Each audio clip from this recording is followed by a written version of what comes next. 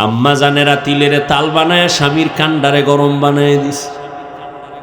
এবার দুইজনের ভিতরে ঝগড়া, ভাইয়ের মধ্যে দ্বন্দ্ব। বড় ভাই যতই বাহাদুরি করুক না কেন, ছোট ভাইদের প্রতি একটা আলাদা দরদ আছে, মায়া আছে, সার দেওয়ার মতো মন আছে, যেটা অন্যদের থাকে না। বড় ভাই একটু কম কয়, ছোট ভাই বেশি কয়। ছোট ভাই কয় কয় কয় কয় কিন্তু জালটাও মিটাইতে চায়।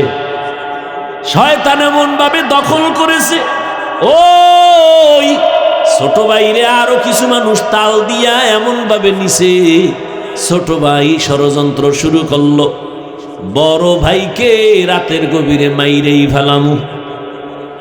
এশার আজান হয়ে গেছে, বড় ভাই নামাজ পড়ে ঘরে আইসা, আলাদা মাঝখানে একটা দেওয়াল, ওই পাশে এক ভাই, এই পাশে এক ভাই।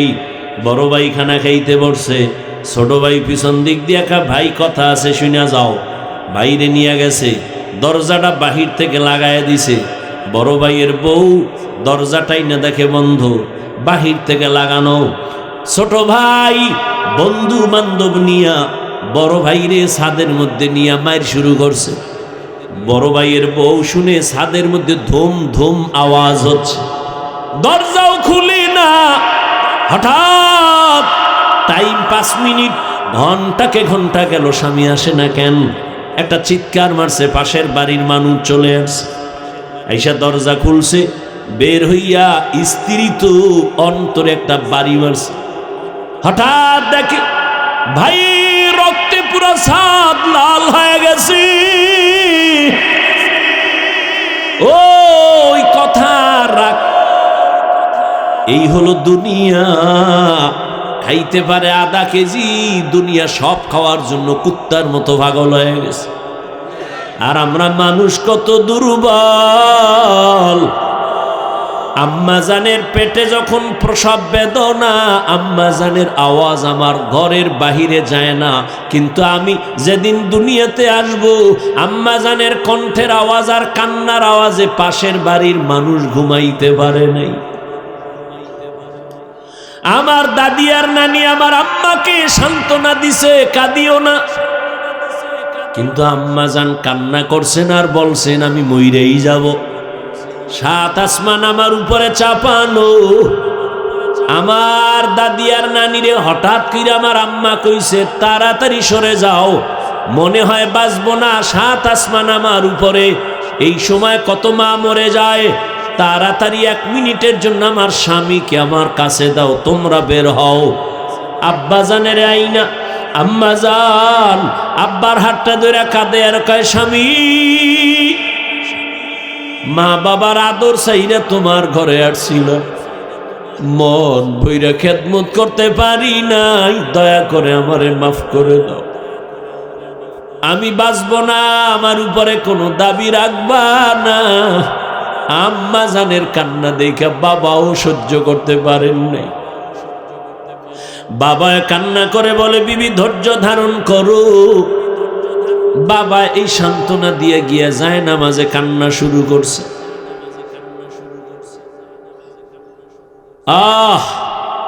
ও সন্তান,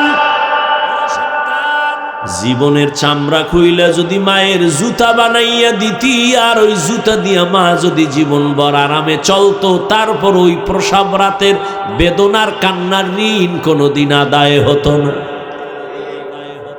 জীবনের মূল কষ্ট মায়ের প্রসব বেদনা,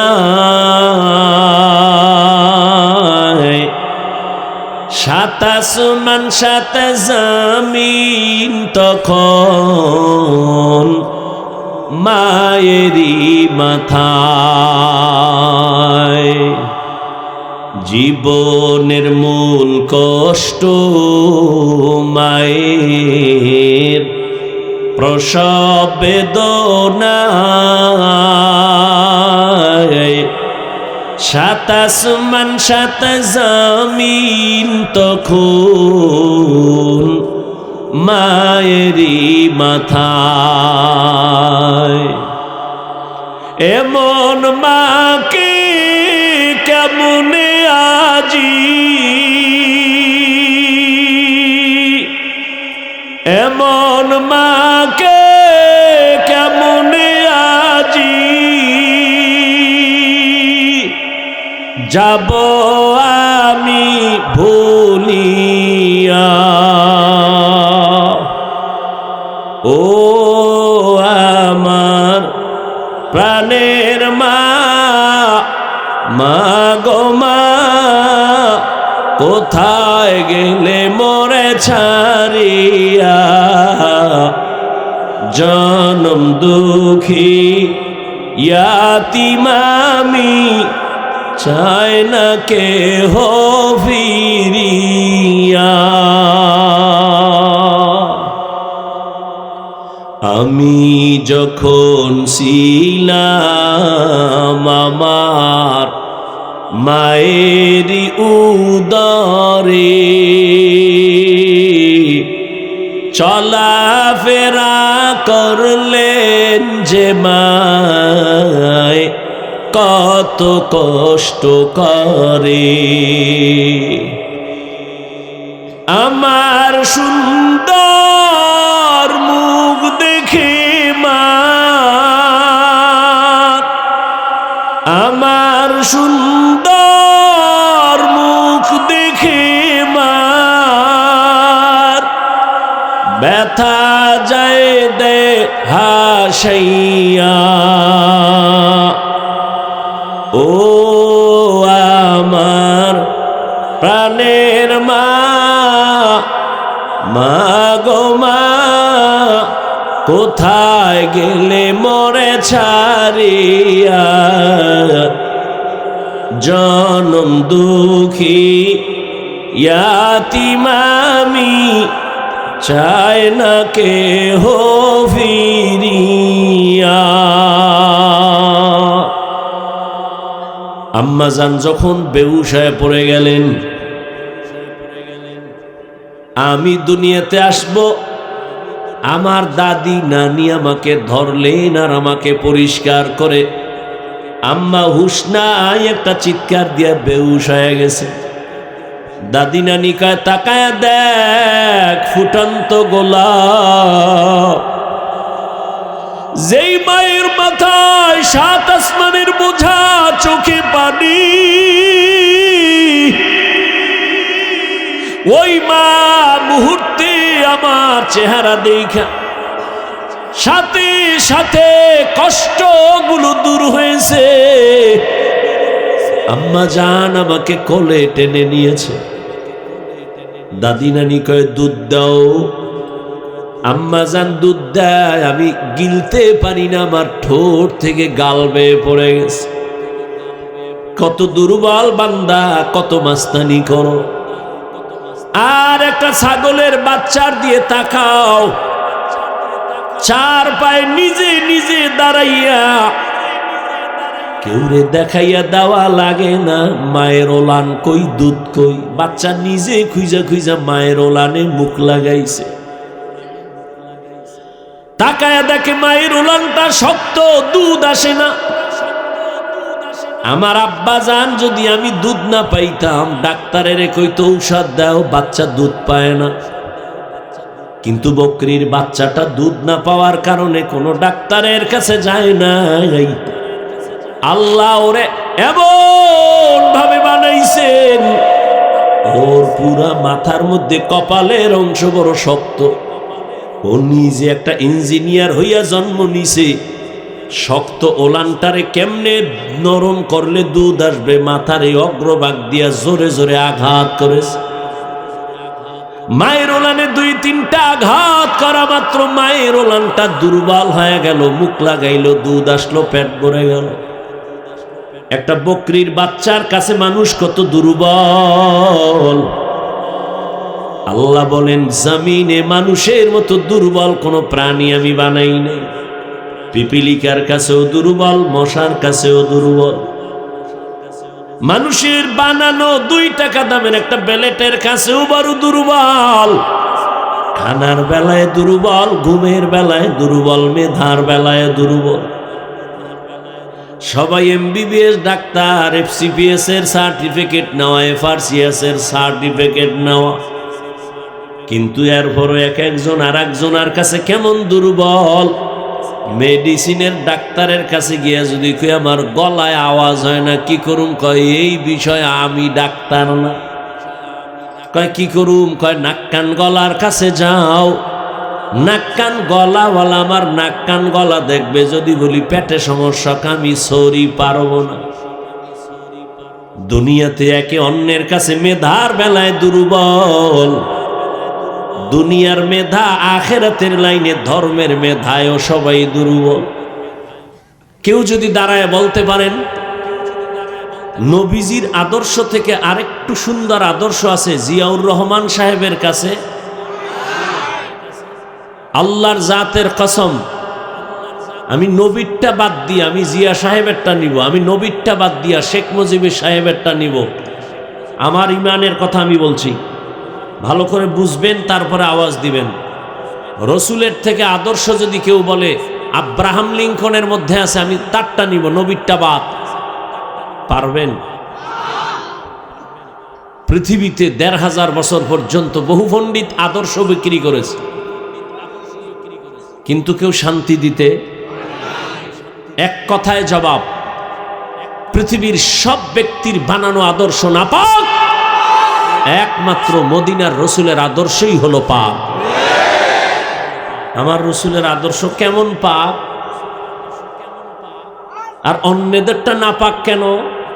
পুরা মানুষটাই নাপাক, খায় নাপাক, 3 বেলা খাইয়াও মদের বোতল লয়ে দৌড়ায়। তাহলে দেমাগ ভালো না নষ্ট? নষ্ট, দেমাগের থিওরি নষ্ট। 3 বেলা খাইয়াও এরপরে গাঞ্জা খায়, 3 বেলা খাইয়া বিড়ি টানে, আল্লাহর দেয়া নেয়ামত খাইয়া নাপাক খায়। নাই, যত বড় নেতা তত বড় ব্রেন নষ্ট, যত বড় তত বড় মদের বোতল। দেমাগ ঠিক আছে? নাই। খবর নাও, বৌরে মা কয় কোন সময় মদের বোতল খাইয়া। কথা ঠিক? সত্য কথা মানো আর না মানো, অন্তত স্বীকার করো। আর রসুল কেমন পাক, যে রসুলের 63 বছর হায়াতে ভুলেও কোনোদিন একটা মিথ্যা কথা বলেন নাই। আমার রসুল কেমন পাক, যে নবী 63 বছর হায়াতে কোনোদিন কাউকে একটা গালি দেন নাই। হাজারো গালি বেঈমানরা দিছে, নবী একটা গালির জবাবও দেন নাই। আরো আশ্চর্য কথা, যে নবীর 63 বছর হায়াতে কোনোদিন চোখ দুইটা গরম করে কারো দিকে তাকান নাই। সেই নবীর আদর্শ কত সুন্দর। আঙ্গুলের নখগুলো কেমনে কাটবেন, সেখানে রসুলের আদর্শ। জুতা দুইটা কেমনে পরবেন, সেখানে নবীর আদর্শ। পৃথিবীর কোন নেতার আদর্শে নখ কাটার নিয়ম আছে? বউ চালাইবেন কেমনে, কোন নেতার আদর্শে নিয়ম আছে? রহমতুল্লিল আলমিনের আদর্শের নিয়ম আছে। বউ কেমনে চালাবা, বউকে কেমনে শাসন করবা, ডিটেলস আদর্শ রসুল 23 বছরের প্রেসক্রিপশন দিয়ে গেছেন। 23 বছরের প্রেসক্রিপশন কিয়ামত পর্যন্ত যারা ফলো করবে তারা দুনিয়াতেও বাদশা, পরকালেও বাদশা। আর যারা রসুলের আদর্শ বাদ দিয়ে চলবে এরা দুনিয়ায় পতন, পরকালেও পতন। এদের দুনিয়াও ধ্বংস, আখেরাতও। ওই 10 তলা বিল্ডিং এর মাস্তানি করে লাভ হইল কি, যে বিল্ডিং থুইয়া দৌড় আছে, কোনো লাভ? চেয়ারম্যান সাহেবের চেয়ারের মেয়াদ শেষ, আমগো হুজুর গো মেয়াদি নাই, শেষ কি? কেন? এই সম্মান টাকা দিয়া কিনি নাই, কে দিছেন? টাকা দিয়া সম্মানের চেয়ারে বসলে ফুলের মালার পরে জুতা। আর আল্লাহর দেওয়া সম্মান যারা পায় তারা দুনিয়াতেও বাদশা, মরার পরেও বাদশা। আল্লাহটা নেও। আমি তো আলেম হইতে পারি না, কেমনে নেব? আলেমের সাথে সম্পর্ক রাখো, মোহব্বত রাখো, দুশ্মনী রাখিও না। তো দেখবা আলেম যেই চেয়ারে বসবে বিছানায়, তোমাকেও আল্লাহর পাশের চেয়ারে সম্মান দিবেন। আলেম যেই সম্মান পাবেন আল্লাহর থেকে, আলেমের সাথের বন্ধু সেই সম্মান পাবে। এ কথায় কোনো ঝামেলা নাই, গুরানি ফিরানি নাই, কথা সব ক্লিয়ার। গুরানি ফিরানি আছে মুনাফিকদের মধ্যে, মুমিনের মধ্যে না। আল্লাহ আমাদের হেদায়াত দান করুন। অতএব ঘুমানোর সময় আছে? সবাই ঘুমাবে, মুসলমান ঘুমাবে না। মুসলমান নাকে তেল লাগায় ঘুমাবে সেদিন এদেশের প্রত্যেকটা মসজিদ আর মাদ্রাসার কমিটিতে বেনামাজি থাকবে না যেদিন। শিয়ালের মুরগি রাখছে আমানত। শিয়াল পণ্ডিত ভাই কয়দিন? কয় 3 দিন। 3 দিন আমানত। শিয়াল পণ্ডিত কয় দোয়া হোসাই মাফ হোসাই, জিন দেখেন মরাও ভাবা না। শিয়ালের হাতে মুরগি রাখলে যা হবে, সুদখোর বেনামাজির হাতে ধর্মের চাবি দিলে তাই হবে।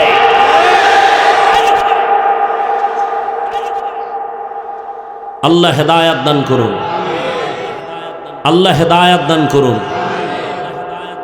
ইমাম সাহেব নিরপেক্ষ থাকতে হবে কেন? সবার বড় দায়িত্ব।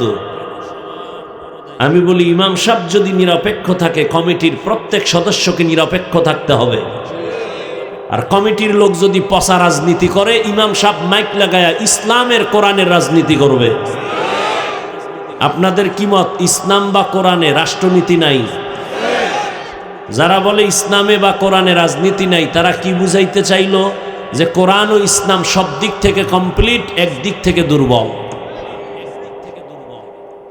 রসুল রাষ্ট্র চালাইছেন, আবু বকর চালাইছেন, ওমরে ফারুক চালাইছেন, ওসমান গনি চালাইছেন, রাষ্ট্র পরিচালনা হযরত আলী করেছেন। ভালো করে লিখে রাখো, পৃথিবীর শ্রেষ্ঠ রাজনীতির কিতাবের নাম কোরআন। পৃথিবীর শ্রেষ্ঠ রাজনীতির শিক্ষক আমার রসুল।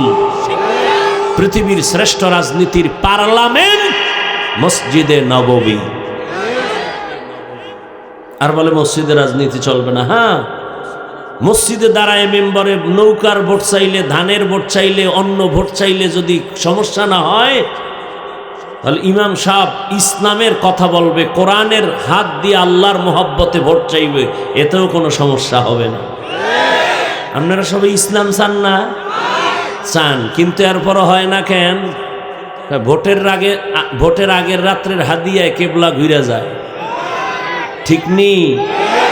বর্তমান বাংলাদেশে চেয়ারম্যান আছে আলেম, জানেননি? বর্তমানে আপনাদের প্রিয় বক্তা চেয়ারম্যান না রানিং? মুফতি হেদায়েতুল্লাহ আজাদি বরিশাল। বিবারিয়া চেয়ারম্যান আলেম মুফতি আমজাদ হোসাইন। সারা বাংলাদেশের চেয়ারম্যান এক জায়গায় করেন, আর এদেরকে এক জায়গায় করেন। নোয়াখালী আছে খালেদ সাইফুল্লাহ সাহেব, বুড়া মানুষ, সাইকেলে লইয়া বাড়ি বাড়ি মানুষের সরকারের বরাদ্দ চাউল মাইপা মাইপা দিয়ায়। রাজনীতি শিখায় গেছে রসুল। তুমি কি রাজনীতি শিখাবা? রসুল শিখায় গেছেন। ওমরে ফারুক খেলাফতে, নবী নাই, আবু বকর নাই, এরপরে কে আছেন? রাষ্ট্রের ক্ষমতায় কে আছেন? ওমর।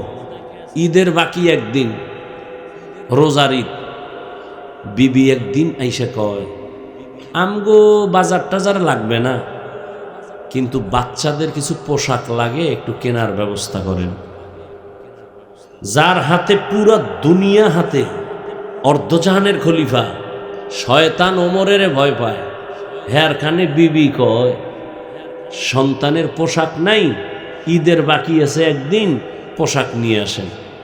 ওমর কি কয়? পোশাক কেনার টাকা নাই। কি নাই?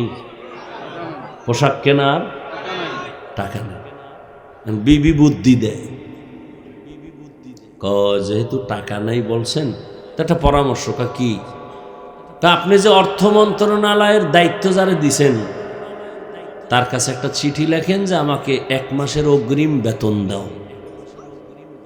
1 মাসের অগ্রিম বেতনটা পাঠায় দাও। বিবির কথা শুই না ওমর কা ঠিক আছে। এবার চিঠি লেখলেন। অর্থ মন্ত্রণালয়ের জিম্মেদার আবু ওবায়দা ইবনুল জাররাহ রাদিয়াল্লাহু আনহু, তার কাছে হযরত ওমর চিঠি লেখলেন, এই আবু ওবায়দা, আমার আগামী মাসের বেতনটা একটু দিলে একটু ভালো হয়, সামনে ঈদ আসতেছে তো।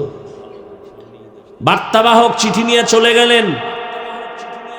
ওমরে ফারুকের চিঠি, অর্থ মন্ত্রণালয়ের জিম্মেদার আবু ওবায়দা ইবনুল জাররার হাতে দিলেন। চিঠি খুইলা আবু ওবায়দা কাঁদতেছেন। আরে ওমর এমন কি কইল যে আবু ওবায়দা কাঁদেন? আবু ওবায়দা উল্টা আর একটা চিঠি লিখলেন ওমরের কাছে, আর বলে দিলেন, এই বার্তাবাহক যাও, আমার চিঠি ওমরের কাছে দেও। চিঠির মধ্যে দুইটা প্রশ্ন করেছি, যদি আমার খলিফা জবাব দেয় আমি টাকা নিয়ে আসবো আমি নিজে। দুই প্রশ্ন তুমি দেখো না, তাকে দিয়ে দেখাও। লেখা চিঠি কাভার করে দিয়ে দিছে। ওমরের কাছে যখন উল্টা চিঠি আইছে, খুইলা ওমর কাঁদতেছে। ওমরের চোখে পানি। এই আবু ওবায়দা, আমি খেলাফতের দায়িত্বে, অর্ডার দিলেই তো, টেলিফোন করলেই তো গোষ্ঠী শুদ্ধ দিয়ে দিবি, টাকার অবস্থা কেন? প্রশ্ন দুইটা। আবু ওবায়দা বলে, টাকা আমি দিব, তবে আমার দুই প্রশ্নের জবাব দেন। আপনি যে 1 মাসের অগ্রিম বেতন চাইছেন, আগামী 1 মাস আপনি বাঁচবেন কিনা তার গ্যারান্টি দেন। রাজনীতি বলে ইসলামে নাই। দ্বিতীয় প্রশ্ন, আপনি আজকে চেয়ারে বসে আছেন, আগামী 1 মাস আপনারে জনগণে চেয়ারে খলিফা রাখবে কিনা জবাব দেন। আপনি যে এখন বইয়া রয়েছেন চেয়ারে প্রধান, আগামী 1 মাসের যে বেতন নিবেন, ওই 1 মাস আপনারে জনগণ রাখবে না জহুরের আগে দৌড় দিবেন? কি রাজনীতি বুঝে না? হুজুরেরা কি বুঝে? হুজুরেরা যা বুঝে, এটা বুঝার মেধাই তো তোমার নাই। পৃথিবীর শ্রেষ্ঠ বুদ্ধির কিতাবের নাম কোরআন। এই কোরআন যার কাছে আছে সে হলো পৃথিবীর শ্রেষ্ঠ বুদ্ধিজীবী। আপনি 1 মাসের বেতন চাইলেন, জনগণ আপনার 1 মাস রাখবে কিনা? ওমর কাঁদে আর আল্লাহ, আবু ওবায়দাকে তুমি কবুল করো। আবু ওবায়দা আমাকে সতর্ক করে আমার অন্তরের কলবের চক্ষু খুলে দিছে। এর নাম ইসলাম। যেই ওমরের হুঙ্কারে হরিণ আর বাঘ এক ঘাটে পানি খায়, কোনো ঝগড়া নাই, দুশ্মনী নাই। যেই ওমর রাস্তা দিয়ে হাঁটলে শয়তান পালিয়ে যায়, যেই ওমরের হুঙ্কারে রাশিয়া রোম সম্রাট কাঁপতেছে, এই ওমরকে ডারে গরম গরম গরম পুরো দুনিয়া। কারণ কি? গোয়েন্দা ফাটায় কয়, দেখ তোর বডিগার্ড কয়জন? গোয়েন্দায় কয়, ওমরের একটা লোক বডিগার্ড নাই, একা একা আড়ে। হয়তো ফাওয়ারটা কি? গোটা দুনিয়া কাঁপতেছে এই লোকটার কারণে। একটা গার্ড নাই, কয় কোনো গার্ড নাই। তাহলে মাইরে ফেলাইলে আমরা লুটি ফুটে খেতে পারবো, মারবো কেমনে? একা একা কোনানে ফাওনি, খোঁজ নাও। গোয়েন্দাদের খোঁজ লাগা এক লোক দিছে, তরবারি নিয়ে যা, যদি ওমরের একা পাও মেরে ফেলবি, পুরস্কার বড়। খোঁজ নিয়ে দেখে ওমর একা। হঠাৎ পাহাড়ের পার্শ্বে একটা খোলা ময়দানে ওমর হাতের বালিশ বানাইয়া ওমর ঘুমায়। খবর পাইয়া খুশি, ওমরের একা পাইছি, মারা বড় সহজ।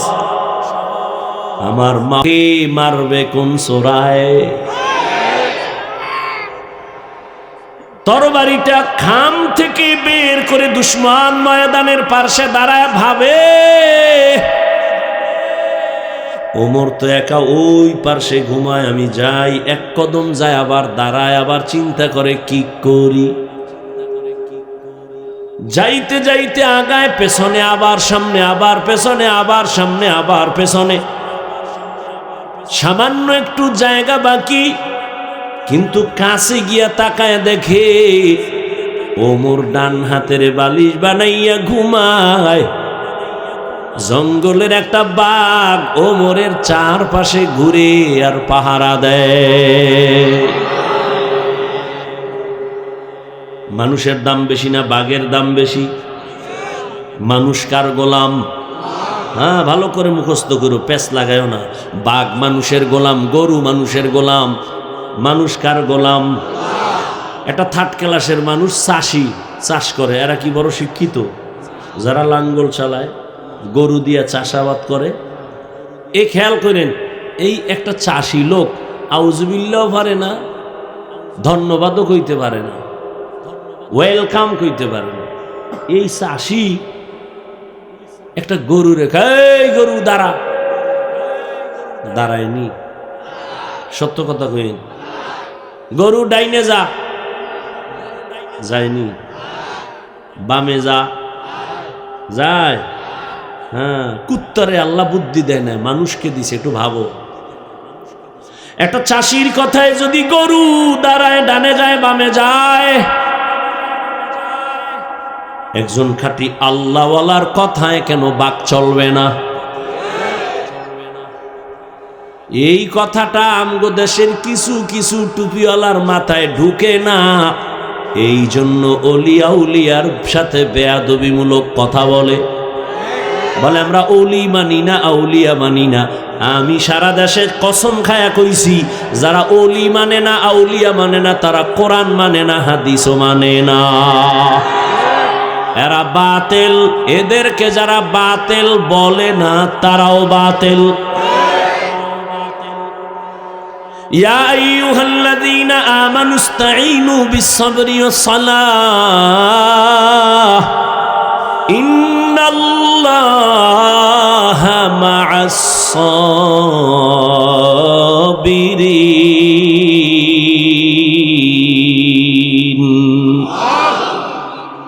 আল্লাহ বলেন, হে মুমিন, সাহায্য প্রার্থনা করো সবর ও সালাতের মাধ্যমে। নিশ্চয়ই আমি আল্লাহ সাবিরিনদের বন্ধু হয়ে থাকি। নবীজি বলেন, মাইয়ুরিদিল্লাহু বিহি খাইরান ইউসিব মিন। এই আমারও কিন্তু জরুরত আপনাদের থেকে বেশি। আপনারা যাইবেন 1.5 কিলো, আমার যেতে হবে 100 কিলো। অতএব আমনে গেলে আমিও যাবো গে। সব জায়গায় চালাকি চলে না। আপনার উঠার ব্যারাম থাকলে ভিতরে ঢুকছেন কেন? ওই কত আশেকরা রাস্তায় দাঁড়ায় দাঁড়ায় বয়ান শুনে ফাঁকে ফাঁকে বিড়ি টেনে আবার ইয়ে খাড়ায়, কথার কথা। আর এখানে কত আলেম বসা, মুরব্বী বসা, এদেরকে ডেঙ্গিয়ে বের হন। আপনার ভয় লাগে না? ফারদার উল্টাপাল্টা করলে আমি মোনাজারটা দিয়ে নেমে যাব। আপনার বাসায় জরুরত আমার থেকে বেশি না, তাহলে আমিও চলে যাব। আপনি বাসায় যাবেন, আমি যাব না? সারাদিন রাতে 3 ঘন্টা ঘুমাইতে পারি না। আপনি বলবেন আপনি এগুলি না করলে সমস্যা কি? ওলামায়ে কেরাম কুত্তার মতো দৌড়ায় সারা দেশে। তাবলিগওয়ালাদের এক দৌড়, পীর সাহেবদের দৌড়, জুমার খতিবের দৌড়, আমগো দৌড়। এই দৌড় আছে বিদায় এখনো আল্লাহর নাম নেওয়ার সুযোগ পাই। না হয় নাস্তিকরা দরজায় তালা দিয়ে রাখত, মসজিদের মাইক বন্ধ করে দিত। দেখেন নাই যে ওয়াজ চলবে, বাইরের মাইক চলবে না। কিন্তু ওই নাস্তিকের বাচ্চাগুলো কোনোদিন বলে নাই যাত্রার প্যান্ডেলের মাইক বন্ধ কর, সিনেমার প্যান্ডেলের মাইক বন্ধ কর।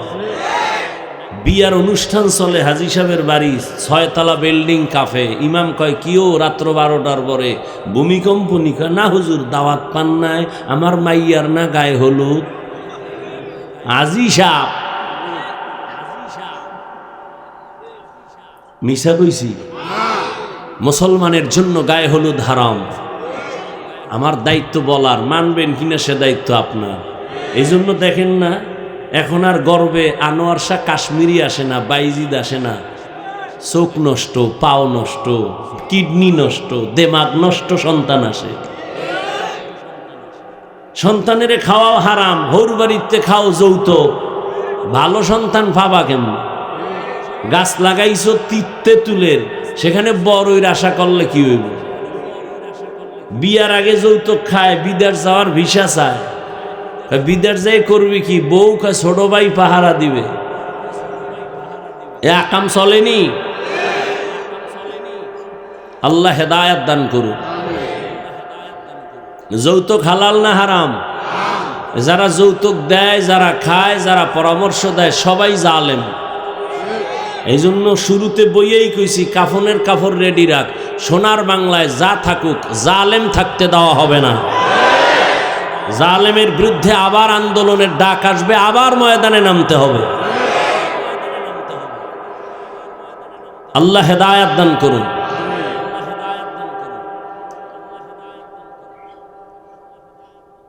আল্লাহর নবী বলেন, মাইয়ুরিদিল্লাহু বিহি খাইরান ইউসিব মিন। আল্লাহ যাকে বেশি ভালোবাসেন, মোহাব্বত করেন, তাকে মুসিবত দিয়া পরীক্ষা নিবেন। তাহলে বোঝা গেল আল্লাহর পক্ষ থেকে মুসিবত একটা নেয়ামত। এজন্য আল্লাহর খাস ওলিরা কোনো মুসিবত আসলে নিয়ম ছিল ইন্নালিল্লাহ বলা, কিন্তু তারা বলতেন আলহামদুলিল্লাহ। নিয়ামত পাইলেন আলহামদুলিল্লাহ বলে, আপনি কেন আলহামদুলিল্লাহ বলেন? আল্লাহর ওলি জবাব দিতেন, আমার উপরে যে আল্লাহ মুসিবত দিয়েছেন, আমার বড় খুশি লাগতেছে। আল্লাহ আমার দিকে কুদরতের নজর লাগাইছেন। এটা বড় নেয়ামত। স্বামী আর স্ত্রী ঘর করে, স্ত্রী বড় আল্লাহওয়ালা। হঠাৎ একদিন ডেকে বলে, স্বামী আমারে তুমি ভালোবাসুনি? কয় হ্যাঁ। কেমন? কয় সীমাহীন। দলিল প্রমাণ। তুমি আমার জীবন, তুমি আমার মরণ।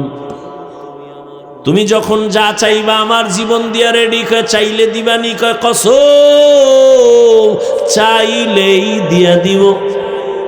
ম্যাডাম কয় ঠিক দিবানি? কয় তালাক দাও। কি চাইছে? স্বামীর মাথা গরম হয়ে গেছে। কইলা কি? এরা সারা অন্য কয় না, ওয়াদা করেছো চাইলেই দিবা, দাও। দুইজনের ভেতরে মৃদু একটু তর্ক লাগছে। সমাধানের জন্য নবীর দরবারে রওয়ানা। রাস্তার মাঝে গিয়া স্বামী বেচারা হঠাৎ করে পিছলে পড়ে পা ভেঙ্গে গেল। কান্না করে, ও মালিক আমারে বাঁচায়া দাও, তোমার কুদরতের নজর দিয়ে আমারে সুস্থ বানাও। স্ত্রী হাত ধইরা কয়, নবীর দরবারে যাওয়ার দরকার নাই, চলো বাড়ি যাই। বাড়ি যাইয়া স্বামীর কাছে কয়, স্বামী আর আমি তালাক চাই না, মাপ চাই, কথা উড্ড করে নিলাম। স্বামী কয়, যদি নাই চাও তো চাইলা কেন? বললা কেন? বলার পরে উড্ড কেন করলা? কয়, রসুলের হাদিস কি তুমি জানো না? আল্লাহ যাকে ভালোবাসবেন তাকে মুসিবত দিয়া পরীক্ষা নিবেন।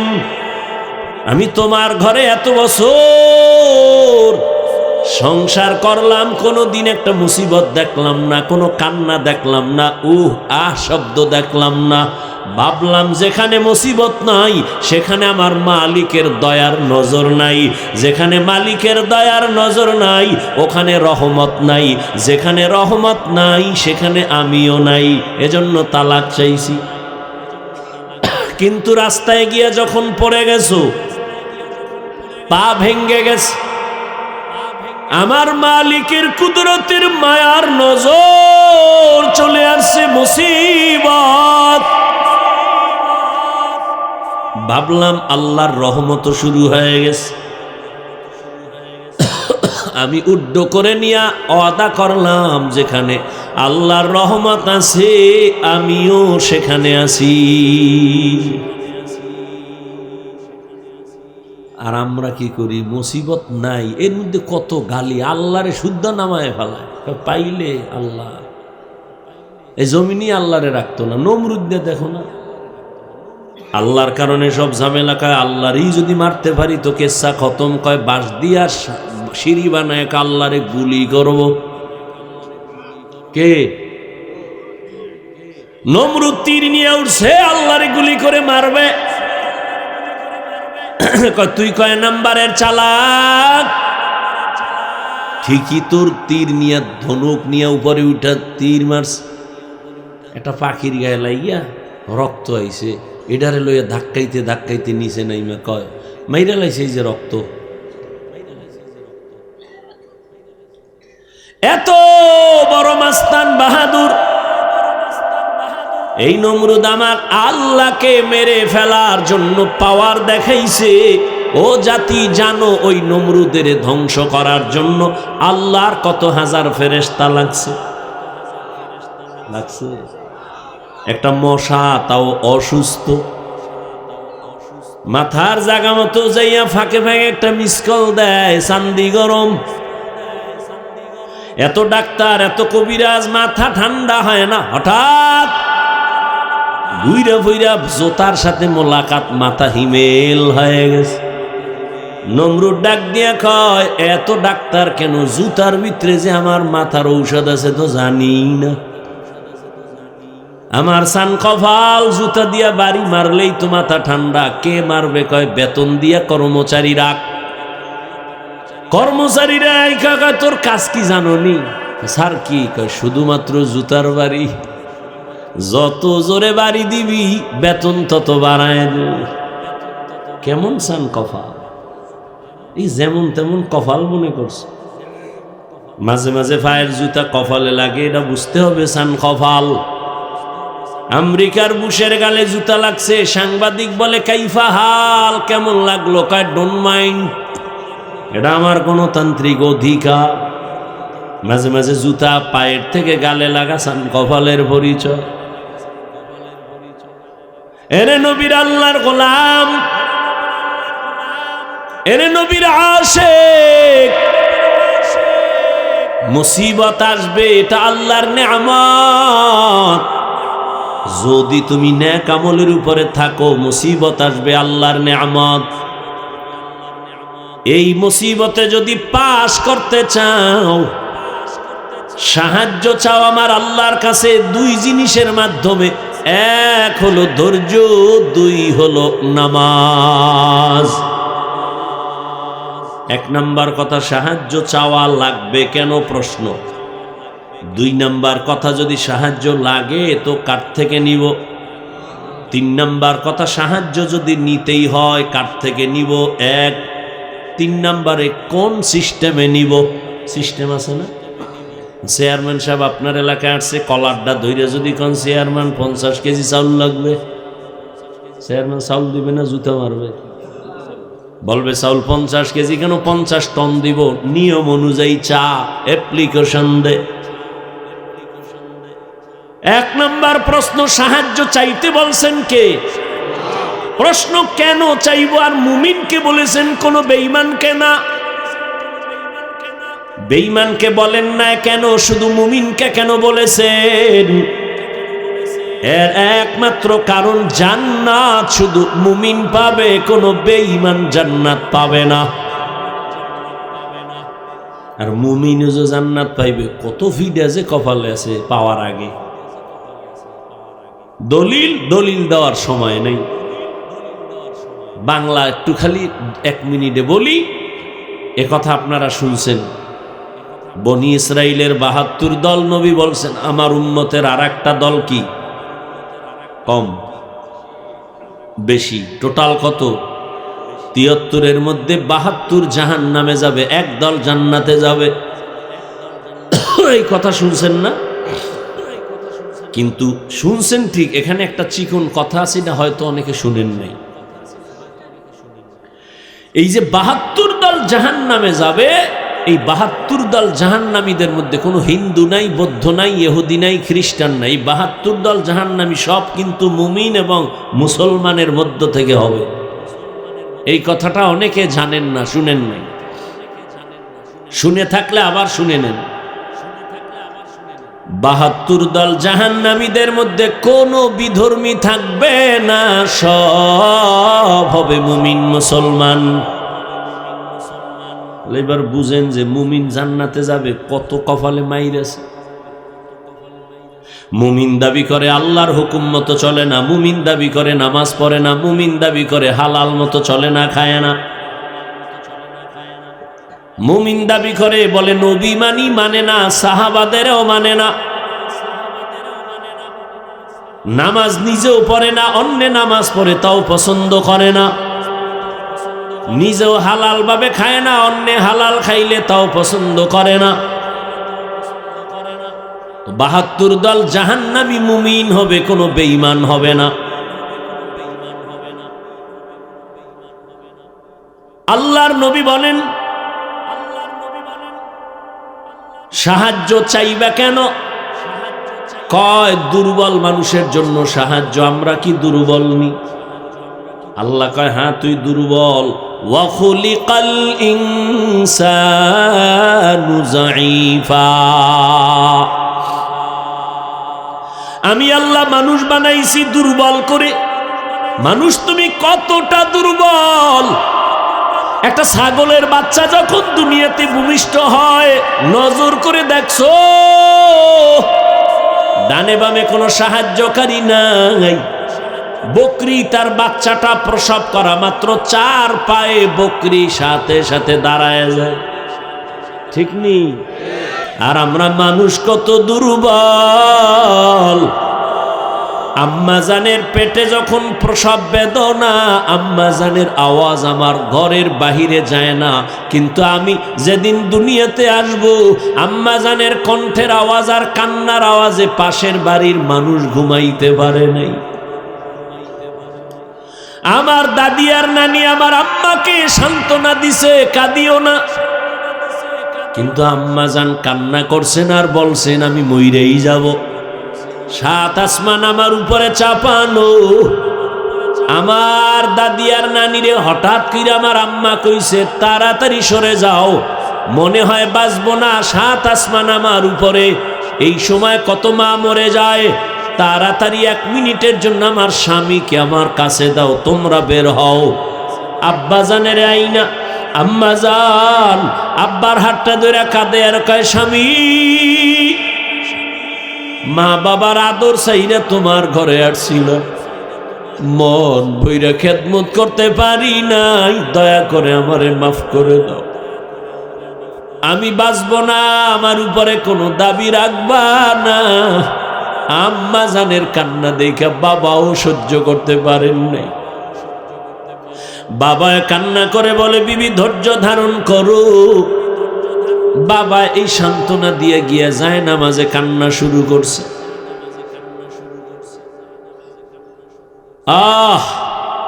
ও সন্তান, জীবনের চামড়া খুইলা যদি মায়ের জুতা বানাইয়া দিতি, আর ওই জুতা দিয়া মা যদি জীবনভর আরামে চলতো, তারপর ওই প্রসব রাতের বেদনার কান্নার ঋণ কোনোদিন আদায় হতো না। জীবনের মূল কষ্ট মায়ের প্রসব বেদনা, 7 আসমান 7 জমিন তখন মায়েরই মাথায়। জীবনের মূল কষ্ট মায়ের প্রসব বেদনা, 7 আসমান 7 জমিন তখন মায়েরই মাথায়। এমন মাকে কেমনে আজি, এমন মাকে কেমনে আজি যাব আমি ভুলিয়া। ও আমার প্রাণের মা, মা গো মা, কোথায় গেলে মোরে ছাড়িয়া, জনম দুঃখী ইয়াতিম আমি, চায় না কেহ ফিরিয়া। আমি যখন ছিলাম আমার মায়েরই উদরে, চলাফেরা করলেন যে মায় কত কষ্ট করে। আমার সুন্দর মুখ দেখে মা, আমার সুন্দর মুখ দেখে মা, ব্যথা যায় দে হাসাইয়া। ও আমার প্রাণের মা, মা গো মা, কোথায় গেলে মোরে ছাড়িয়া। জনম দুঃখী ইয়াতিম আমি, চায় না কেহ ফিরিয়া। আম্মাজান যখন বেহুশ হয়ে পড়ে গেলেন, আমি দুনিয়াতে আসব, আমার দাদি নানি আমাকে ধরলেন আর আমাকে পরিষ্কার করে আম্মা হুশ নাই একটা চিৎকার দিয়ে বেহুশ হয়ে গেছে। দাদি নানি কয় তাকায়া দেখ ফুটন্ত গোলাপ। যেই মায়ের মাথায় সাত আসমানের বোঝা, চোখে পানি, ওই মা মুহূর্তে আমার চেহারা দেখা সাথে সাথে কষ্টগুলো দূর হয়েছে। আম্মা জান আমাকে কোলে টেনে নিয়েছে। দাদি নানি কয় দুধ দাও। আম্মা জান দুধ দেয়, আমি গিলতে পারি না, আমার ঠোঁট থেকে গাল বেয়ে পড়ে গেছে। কত দুর্বল বান্দা, কত মাস্তানি করো। আর একটা ছাগলের বাচ্চার দিয়ে তাকাও, চার পায়ে নিজে নিজে দাঁড়াইয়া, কেউরে দেখাইয়া দেওয়া লাগে না মায়ের ওলান কই দুধ কই। বাচ্চা নিজে খুঁজা খুঁজা মায়ের ওলানে মুখ লাগাইছে। তাকায়া দেখে মায়ের ওলানটা শক্ত, দুধ আসে না। আমার আব্বা জান যদি আমি দুধ না পাইতাম, ডাক্তারের কইতো ঔষধ দাও, বাচ্চা দুধ পায় না। কিন্তু বকরির বাচ্চাটা দুধ না পাওয়ার কারণে কোনো ডাক্তারের কাছে যায় না। আল্লাহ ওরে এমন ভাবে বানাইছেন, ওর পুরা মাথার মধ্যে কপালের অংশ বড় শক্ত। ও নিজে একটা ইঞ্জিনিয়ার হইয়া জন্ম নিছে। শক্ত ওলানটারে কেমনে নরম করলে দুধ আসবে, মাথার এই অগ্রভাগ দিয়া জোরে জোরে আঘাত করেছে।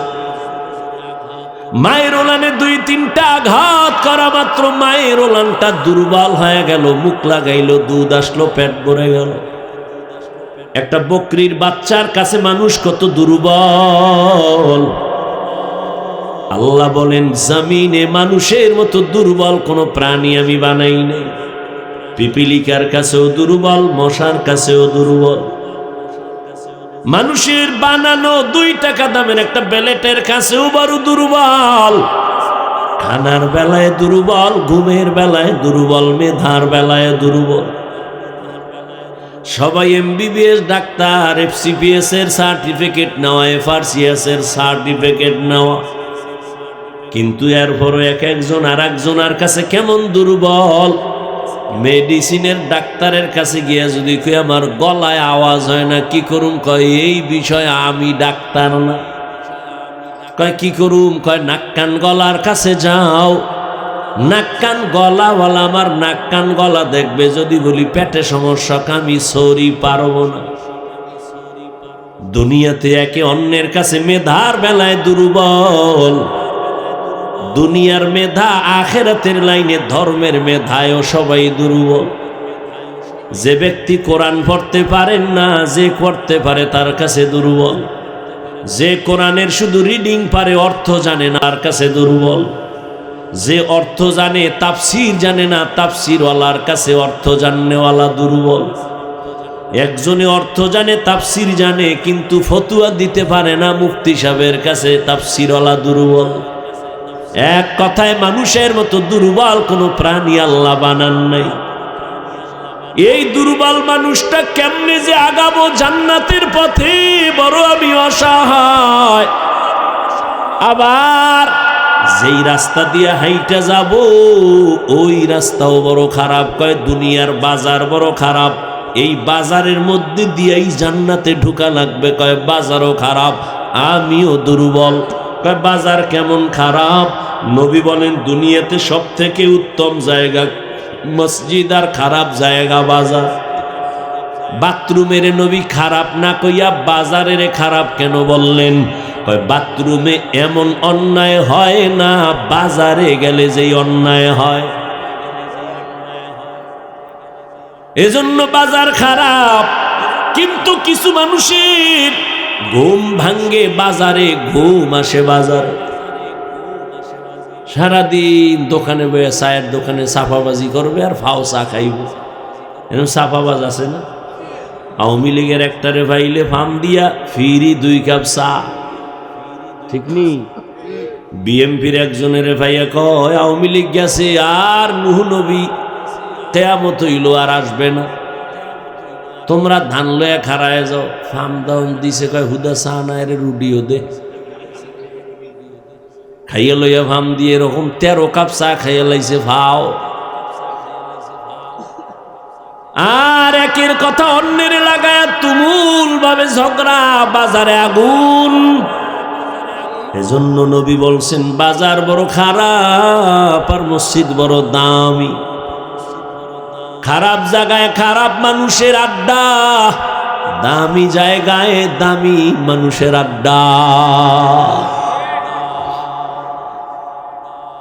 এর যুবক,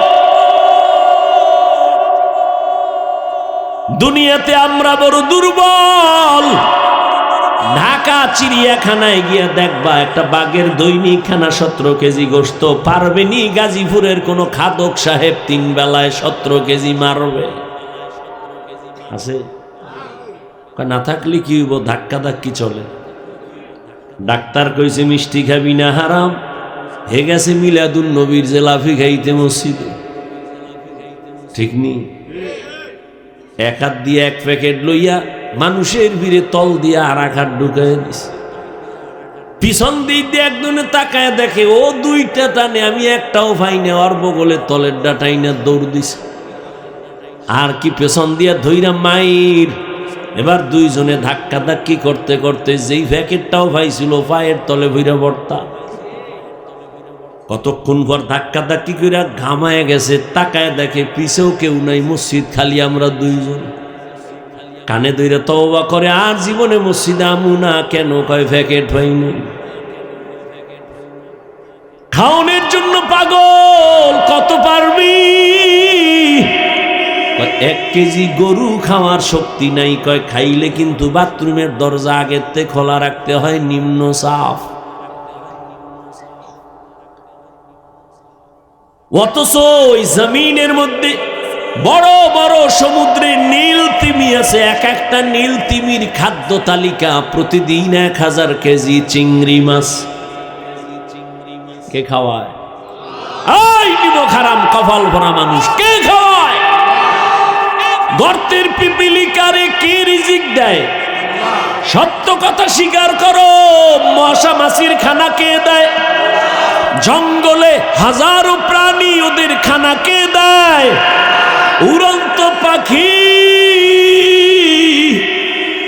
শূন্যের মধ্যে ঘুরে ঘুরে পেট বইরা সন্ধ্যাবেলা বাসায় আইসা হাজির, নিজের পেটও ভরা, বাচ্চার খানাও নিয়ে আসলো। বলো উড়ন্ত পাখির রিজিক কে দিয়েছেন? নদীর মধ্যে সমুদ্রে হাজারো কোটি কোটি মাছ কে খানা দেয়? বলতে পারবেননি সাগরের মাছগুলো না খাইয়া কোনোদিন শুকায় গেছে? জঙ্গলের প্রাণীর খানা নিতে আপনাদের এই গাজীপুরে সকাল 8টায় আসছে, এলাকায় আসছে। এই যে আপনাদের পাশে পার্ক আছে না, জঙ্গল, শিয়াল আছে না, কত কিছু আছে। ওরা কি আসে গাজীপুরে এই সকাল 8টায় নাস্তা করতে? ওগো কাছে খানা পৌঁছায়া কে দেয় বলুন তো? শিয়াল, জঙ্গলের প্রাণী, নদীর মাছ, আরো যারা এই যেগুলোর নাম বললাম, ওরা দামি না আমরা দামি? তো ওগো কাছে যদি খোদায় রিজিক দিতে পারে, আমগো কাছে আরো আগে দিবে না? তা আমরা কুত্তার মতো ভাগল হইছি কেন? চরিত্র খারাপ হয়ে গেছে। কুত্তা এরকম পাগল হয় না খাওয়ানোর লেগে, বাঙালি যেই পাগল। বাইরে জবাই করে লেছে, ও একা খাইবে। দেখি ইন্ডিয়ার খবর না সোনার বাংলা? হাটাজারি থানার ভেতরে 2 ভাই মিলে একসাথে একটা বিল্ডিং বানাইছে, বাগ করে টাকা দিছে। কিন্তু এখন বড়াই করে, বড় ভাই কয় পুরাটা আমি করছি, ছোট ভাই কয় সব টাকা আমার। শুনতে শুনতে কথা আইছে আম্মাজানদের কানের ভিতরে, আর সাংবাদিক লাগবে না, কাম হয়ে গেছে। আম্মাজানেরা তিলের তাল বানায় স্বামীর কান্ডারে গরম বানায় দিছে। এবার 2 জনের ভেতরে ঝগড়া, ভাইয়ের মধ্যে দ্বন্দ্ব। বড় ভাই যতই বাহাদুরি করুক না কেন, ছোট ভাইদের প্রতি একটা আলাদা দরদ আছে, মায়া আছে, সার দেওয়ার মতো মন আছে, যেটা অন্যদের থাকে না। বড় ভাই একটু কম কয়, ছোট ভাই বেশি কয়। ছোট ভাই কয় কয় কয় কয় কিন্তু জালটাও মিটাইতে চায়। শয়তান এমন ভাবে দখল করেছে, ওই ছোট ভাইরে আরো কিছু মানুষ তাল দিয়া এমন ভাবে নিছে, ছোট ভাই ষড়যন্ত্র শুরু করলো, বড় ভাইকে রাতের গভীরে মাইরেই ফেলামু। এশার আজান হয়ে গেছে, বড় ভাই নামাজ পড়ে ঘরে আইসা, আলাদা মাঝখানে একটা দেওয়াল, ওই পাশে এক ভাই, এই পাশে এক ভাই। বড় ভাই খানা খাইতে বসছে, ছোট ভাই পিছন দিক দিয়ে ভাই কথা আছে শুনে যাও। বাইরে নিয়ে গেছে, দরজাটা বাহির থেকে লাগায় দিছে। বড় ভাইয়ের বউ দরজাটাই না দেখে বন্ধ, বাহির থেকে লাগানো। ছোট ভাই বন্ধু বান্ধব নিয়া বড় ভাইরে ছাদের মধ্যে নিয়ে মায়ের শুরু করছে। বড় ভাইয়ের বউ শুনে ছাদের মধ্যে ধুম ধুম আওয়াজ হচ্ছে, দরজাও খুলি না। হঠাৎ টাইম 5 মিনিট, ঘন্টা গেল, স্বামী আসে না কেন?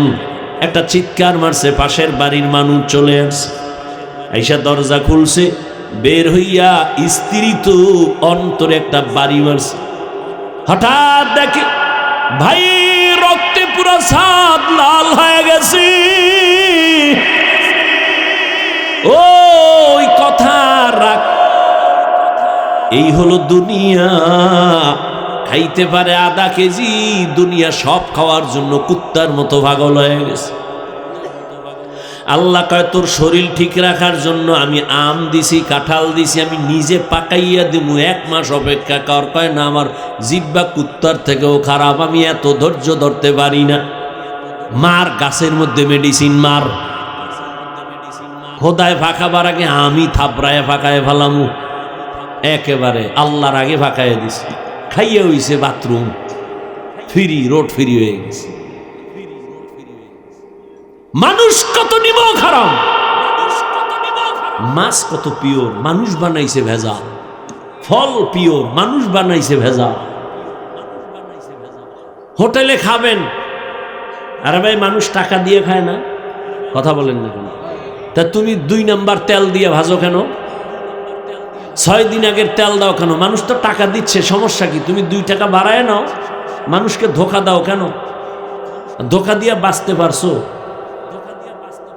10 বছরে যা কামাইছো 1 রাইতে সব আগুন লেগে শেষ। হে আল্লাহর মাইর, আল্লাহ হেদায়াত দান করুন। আমরা বড় দুর্বল। আবার যেই বাজার দিয়া জান্নাতে যাব, ওই বাজার বড় খারাপ। এরপর আবার 3 দল শয়তান আমার পেছনে টানে, যেন আগাইতে না পারি। মানুষ শয়তান, জিন শয়তান, নফস শয়তান। এমত অবস্থায় সাহায্য ছাড়া চলার কোনো রাস্তা নাই। এতক্ষণ আলোচনা কইরা এক প্রশ্নের জবাব দিলাম, এবার আবার প্রশ্নের জবাবটা আপনাদের থেকে নেই। প্রশ্ন কি ছিল? সাহায্য লাগবে কেন? এই কেনর জবাব এই মাত্র দিয়া মোটামুটি গুছাইছি। এবার আপনাদের অন্তর কি বলে? সাহায্য ছাড়া চলা যাবে। এইবার প্রশ্ন দ্বিতীয়টা, সাহায্য লাগবে ফাইনাল, তবে কার থেকে নিব এ নিয়ে এখন পরামর্শ। আমি যদি জিগাই কার থেকে নিবেন, সবাই দুই হাতের সাথে ফাও দুইটা আলগি দিয়ে কইব আল্লাহর থেকে নিব, কিন্তু এটা তাজা মিছা কথা। যদি মানুষ আসলেই আল্লাহর থেকে সাহায্য নিত, এই দেশে কোনো সুদী এনজিও থাকতো না। নিমক হারামের গোষ্ঠী গরিবের 5,000 টাকা ধার দিবে না, নাই। আর যদি কয় সুদে লাগাবি, কয় 50 দিমু, ওরে সাথে সাথে জুতা মারা যাইতো।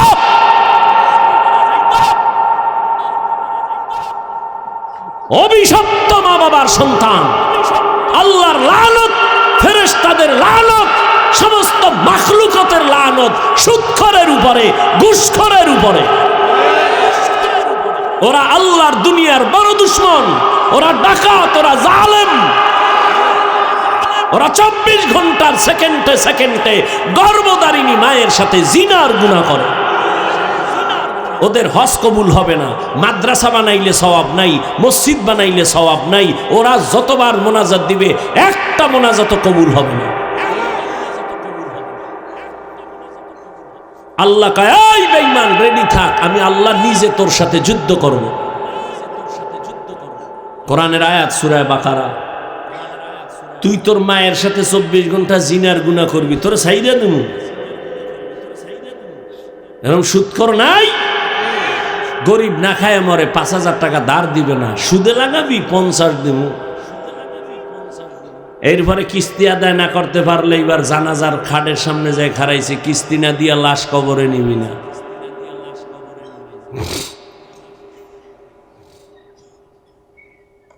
আল্লাহ হেদায়াত দান করুন। বয়ান তো হচ্ছে, কাজে লাগে না কেন? শিয়ালের রাতে মুরগি। আল্লাহ হেদায়াত দান করুন। কষ্ট হইতেছে?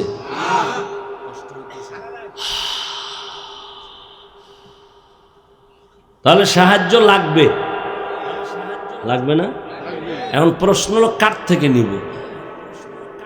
এই তালে তালে মিলে কেমন আল্লাহরে না, আপনার আল্লাহ বিবেক দিছে, বিবেকরে জিজ্ঞান আসলে কার থেকে নেওয়া যায়। সেক্ষেত্রে অল্প কথায় আমি দোয়ার দিকে যাচ্ছি, খুব সংক্ষেপে বুঝাচ্ছি। 3টা দুর্বলতা যার নাই তার কাছে সাহায্য চাওয়া জায়েজ। যার মধ্যে কয়টা দুর্বলতা নাই? 3টা। 1, যার পিছনে টান নাই। 2, যার অভাব নাই। 3, যার কোনো স্বার্থ নেই। এবার দুনিয়াতে একটা মানুষ, এই উঠো কেন, শেষ সময় মোনাজাতটা দিমু আর 5-10 মিনিটের মধ্যেই, ডিস্টার্ব করো না বাবা। কি আর 10 মিনিট ধৈর্য হবে না? বয়ান চলে ধৈর্যের। যার পেছনে টান নাই, দেখেন তো দুনিয়াতে এমন একটা মানুষ পাবেননি যার পেছনে টান নাই? আছে? পৃথিবীতে একটা মানুষও নাই। ও যত সামনে আগাইতে চায়, ম্যাডাম কয় দেও, আম্মা কয় দেও, বাবায় কয় দাও, ছেলে কয় দাও, মেয়ে কয় দাও, দেও দাও দাও দাও, দিতে দিতে আমি সামনে আগাইতে পারি না, পেছনে টান। জমিনে এমন একটা মানুষ নাই যার পেছনে টান নাই। বুঝেন, বাংলা বুঝেন? 2 নম্বরে যার অভাব নাই, বলেন এই জমিনে কোন হিসাবের অভাব নাই? কথা কন না কেন? আছে কোন ফির? মিয়া হিসাব মুরিদেরটা খাইয়া অট্টালিকা বানাইছে, স্বর্ণমহল। এখন মুরিদের কয় এর একটা ফ্ল্যাট নিলে জান্নাত রেডি। আমি বানায় কই না, যাই না হই না, দলিল সহ কই। তা আমার এত কিছুর দরকার নাই, হালকা বলছি কেন? হেদায়েতের নিয়তে বয়ান করছি, আমার কাউরে আঘাত করা উদ্দেশ্য না। জমিনে এমন একটা মানুষ নাই যার অভাব নাই, বরং আমি বলি যে যত টাকাওয়ালা তার অভাব তত বেশি। দুনিয়ার টাকা যার বেশি তার অভাব বেশি। রিক্সাওয়ালা রিক্সা যাইতেছে, নষ্ট হয়ে গেছে, 1.5 কিলোমিটার হাইটা গিয়া চাউল মাথায় লয়া ঘরে, বড় লোক পঙ্গু। পাজারো গাড়িতে বইছে, ড্রাইভার কয় স্যার পাওয়ার নাই, গাড়ি এখন কি করুম, হসপিটালে নেওয়া লাগবে, দূর কত, কয় 10 কিলো। বড় লোক সামনেও যেতে পারবে না, পেছনেও যেতে পারবে না। বড় লোক 5 তলা সুন্দর বিল্ডিং, সুন্দর রাখে, কাজের লোকেরা গরিব। ওরা যদি বাথরুম পরিষ্কার করে না দেয়, টাইলস মোজাইক যদি পরিষ্কার করে না দেয়, বড় লোকের 5 তলা বিল্ডিং 1 সপ্তাহে গরুর গোয়াল ঘর হয়ে যাবে। খানাটাও ফাঁকায় দেয় কাজের মানুষ। এমন সান কপাল, আপন বউয়ের হাতের পাক কপালে নাই। কারণ চৌধুরী বংশের মাইয়া তো, এ আগুনের কাছে গেলে চেহারা ঝলসে যাবে। এটা বিউটি পার্লার থেকে ডেলি সাজগুজ করে আসে। আবার যাও একটু অর্ডার দিব, ওই যে খাইছে যৌতুক, অর্ডার দেওয়ার উপায় নেই। বুঝেননি কিছু? তা কে পাকায় খাওয়াইব? কাজের মাইয়া, যেটা ঠিক মতো এস্তেঞ্জা থেকে পরিচ্ছন্ন হয় না। অথচ মানুষের ইবাদত কবুলিয়তের 1 নাম্বার শর্ত পবিত্র রিজিক পেটে আসতে হবে, না হয় ইবাদত কবুল হবে না। কয়জনের বউ রান্না কইরা স্বামীরে খাওয়ায়, এটাও তো কফাল। এটাও কি কফাল? যেই ঘরের বউ সংসারের কাজ করে, আল্লাহর কসম ওই সংসার দিন দিন উজ্জ্বল হবে, রিজিক বাড়বে, মোহাব্বত বাড়বে, আদর্শ সন্তান ওই সংসারে আসবে। আর সুদের টাকা খাইয়ে যদি সংসার চালায়, ওই ঘরের সন্তান কোনোদিন মা বাবার খেদমত করবে না। ওই বাবার উপরে ধিক্কার, যেই বাবা নিজেও হারাম খায়, অবুজ শিশুটার রক্তটারেও হারাম খাওয়াইয়া নাপাক বানা, ও বাবার কপালে ধিক্কার। আল্লাহ হেদায়াত দান করুন। দুনিয়াতে অভাব ছাড়া কোনো মানুষ নাই। 3টা দুর্বলতা যার নাই, তার কাছ থেকে সাহায্য নাও। 1 নম্বরে যার পিছনে টান নাই, 2 নম্বরে যার অভাব নাই, 3 নম্বরে যার স্বার্থ নাই। বলেন এই দুনিয়ায় স্বার্থ ছাড়া কেউ আসেনি? কথা কন। হ্যাঁ, আমি 2 জন পাইছি, কিন্তু গ্যারান্টি নেই। একজন পাইছি আমার আম্মা জান, আর একজন আমার আব্বা জান, কিন্তু সোনার বাংলায় গ্যারান্টি দিতে পারি না। কেন? স্বার্থের টানে মা বাবা সন্তানের জবাই করে। এই প্রমাণ নাই? ভালো করে বুঝো, আপন বাবা আপন মাইয়াটারে হোটেলের মধ্যে রাতে ঢুকাইয়া বাবায় নিজে মেয়েটারে কয়, তুই আজকে রাত্রের জন্য স্ত্রীর সমান। ঘুমাইতেছেন, মোনাজাত দিয়েই ফেলাম, 2 মিনিট যে কমুয়াও কইতাম না, কপাল খব আউলে যেতেছে। কোন দেশে আসো চিন্তা করো। মাইয়ারে হোটেলে ঢুকাই আপন বাবায় কয়, আজকে রাতের জন্য তুই স্ত্রী। নাউজুবিল্লাহ আসে না? আল্লাহ হেদায়াত দান করুন। তাহলে বুঝতে পারলাম দুনিয়াতে অভাব ছাড়া কোনো মানুষ নাই, পিছু টান ছাড়া মানুষ নাই, স্বার্থ ছাড়া কোনো মানুষ। তাহলে এই 3 দুর্বলতা যার আছে, সে আমার চাইলেও দিবে না, দিবে না। কারণ ওর পিছনে টান, মাইয়া ভোলারে দিয়া থাকলে দিবে। দ্বিতীয়, নিজের অভাব পূরণ হইলে দিবে। তৃতীয়, স্বার্থ ছাড়া দিবে না। কি? কিন্তু এই 3টা দুর্বলতা নাই, একজন খুঁজা পাওয়া গেল, তিনি হলেন আমার রব। কে? ইয়া আইয়ুহান নাস আনতুমুল ফুকারাউ ইলাল্লাহ ওয়াল্লাহু হুয়াল গানিয়্যুল হামিদ।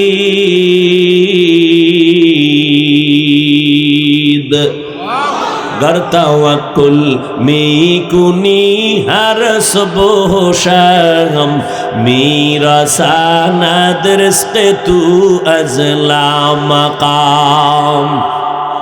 এই তিনটা দুর্বলতা নাই একমাত্র কার? আল্লাহর কোনো পিছনে টান আছে নিজে মাইয়া বলা চায়? আছে? লাম ইয়ালিদ লাম ইউলাদে উলায়ে কাস ওয়ালিদু মাউলুদেরা ও খালেকাস। আল্লাহর কোনো অভাব আসেনি? বলেন, আল্লাহর কোনো স্বার্থ আসেনি? আল্লাহ যদি স্বার্থর দিকে তাকাইতেন কোনো বেনামাজির এক ডোক পানিও দিতেন না, কোনো কাফেরের দুনিয়ায় আল্লাহ খানা দিতেন না। কিন্তু আমার আল্লাহ কেমন দয়ার মালিক! মুমিনেরা যেই রাস্তায় চলে বেঈমানও চলে, বাধা নাই। মুমিন যেই গাছের ফল খায় বেঈমানেরাও ওই ফল খায়, বাধা দেয় না। মুমিন যেই নদীর মাছ খায় বেঈমানও সেই নদীর মাছ খায়। স্বাধীনতা দিলেন কে? আল্লাহ। আল্লাহ কোনো স্বার্থের দিকে তাকান নাই, বরং আল্লাহর সাথে এত নাফরমানি করছে মানুষ। আল্লাহর দেওয়া পানি, আল্লাহর দেওয়া বাতাস, আল্লাহর দেওয়া সূর্যের আলো, চাঁদের আলো, জমিনের ফসল, গাছের ফল খাইয়া এরপরও মানুষ কত নিমুখারামি করি। সারা রাত মোবাইল হাতে নিয়ে কবিরা গুনাহ কইরা রাত কাটাও। স্ত্রীর হক আদায়ের চিন্তা নাই, সন্তানের হক আদায়ের চিন্তা নাই। নামাজের আজান হইছে শুনছি যাই নাই, কত নাফরমানি করছি। আল্লাহ রাগ কইরা খানা বন্ধ করেন নাই, বরং আল্লাহ ডাকতেছেন, বান্দা আয়, তোর কি প্রয়োজন চা, আমি আল্লাহ দেওয়ার জন্য রেডি। ও নবীর আশিকের দল, আল্লাহর কাছে চাইতে কোনো লজ্জা নাই। আল্লাহ দিতে চায়, আমরা নেওয়ার সময় নাই। আল্লাহ ফজর, জোহর, আসর, মাগরিব, এশা না, ভোর রাতে আমার আল্লাহ দেওয়ার জন্য আসেন।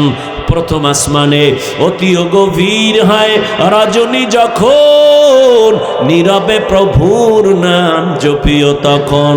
প্রভুর করুণা যদি পাইবারে চাও, গভীর রাতে উঠে প্রভুর গুণগান গাও।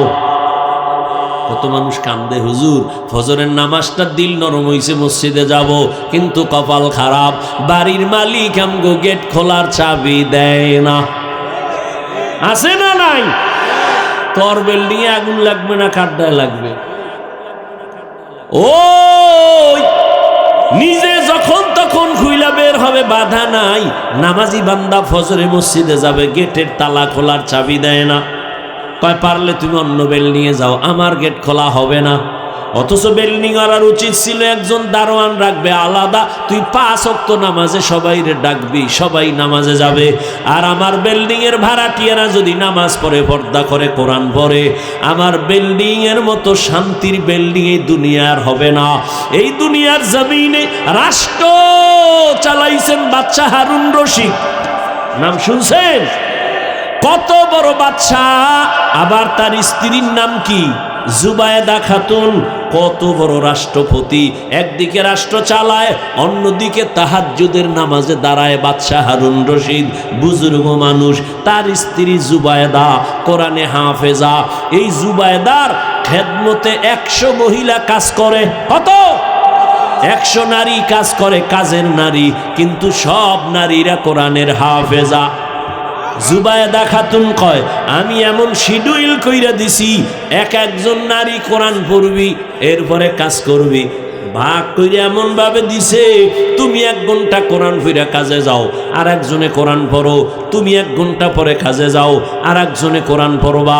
এইভাবে জুবায়েদা 100 নারীকে কোরআনের সিস্টেম লাগায় দিছে, টাইম ভাগ কইরা।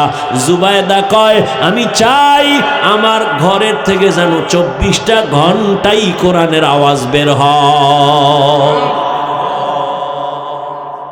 আর আম্মা জানেরা কি করে? স্বামী অফিসে গেছে, হেও আর এক অফিসে গেছে। স্বামী গেছে সামনের দরজা দিয়া, ম্যাডাম গেছে পেছনের দরজা দিয়া। স্বামী বেচারা খুশি, কই ঘুরতে গেছি, ঘুরতে। ঘুরে টুরা টাইম মতো আইও, কি লাগবে বলো, নিয়ে আসবো।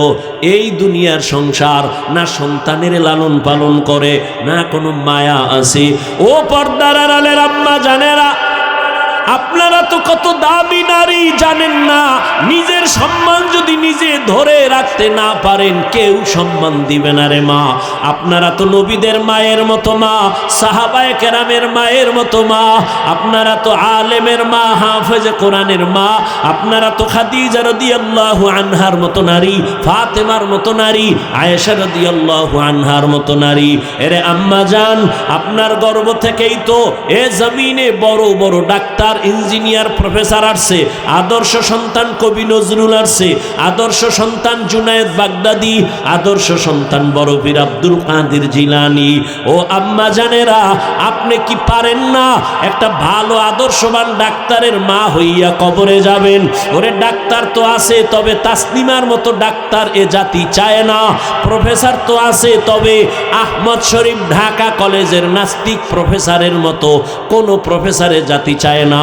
জাতি ডাক্তার চায়, ডাকাত চায় না। জাতি প্রফেসর চায়, নাস্তিক চায় না। ঠিক কি না বলো? এরে আম্মা জান, আপনি একটা আদর্শ ডাক্তার এই জমিনে উপহার দিয়া যান।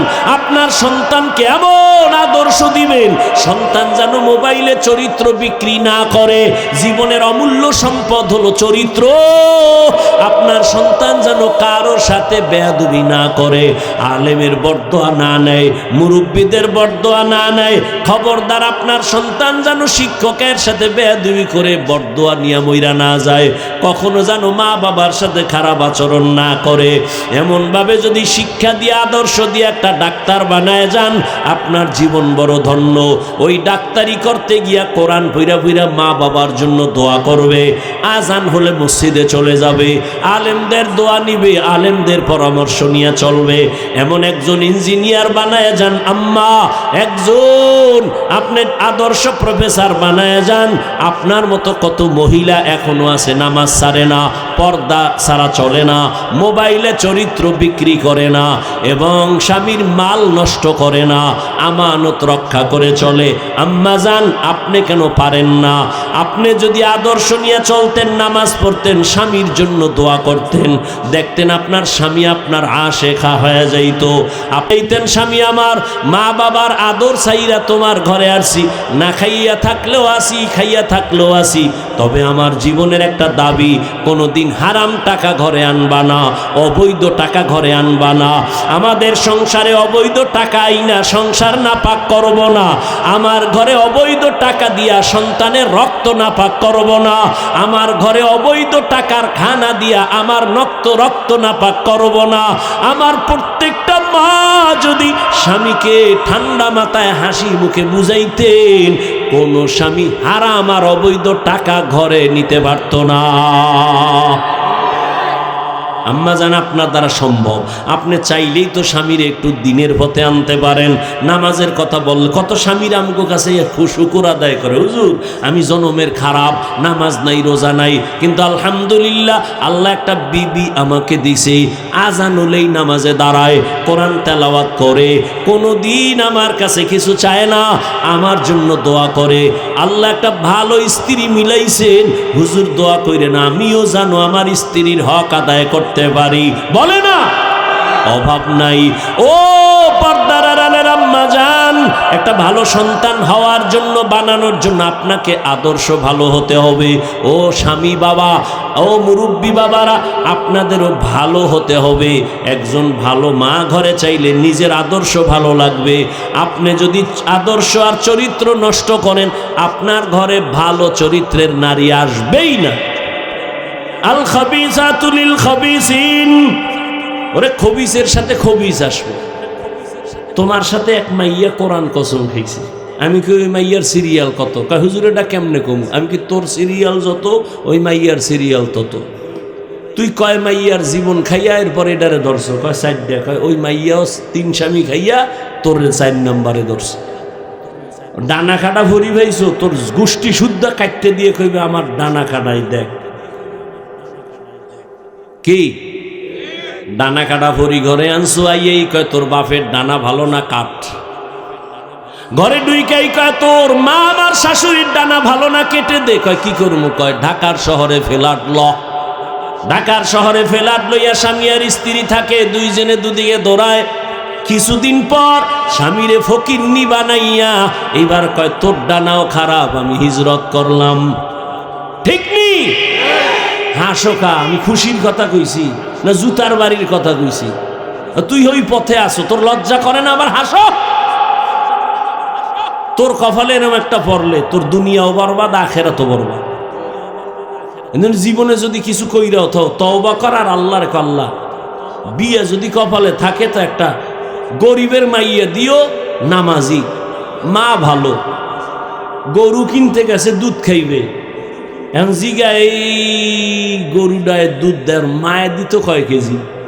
মায়ে দিত 20 কেজি। তাহলে মায়ে যদি 20 কেজি দেয়, বাচ্চায় অন্তত 15 দিবে। গাভীর দুধ খাইতে গিয়া মায়ের খবর নিলি, কিন্তু যেই মাইয়া তোর আপন জীবনটারে সাজাবে, মইরা গেলে এই সংসার ইতিহাস হয়ে থাকবে, ওই সময় বিয়ার সময় একবারও জিগাইলা না ওর মা পর্দা করেনি, নামাজ পড়েনি, একবারও জিগাইলা না। এই জন্যই তো কপাল বড় খারাপ। ও যুবক, এখনো সময় আছে, তওবা করো। তোমার মতো যুবক আমি যে এতক্ষণ চিল্লাইতেছি, একবারও কিন্তু বলি নাই হুজুর হ, স্কুলে তালামার, মাদ্রাসায় যা, একবারও বলি নাই।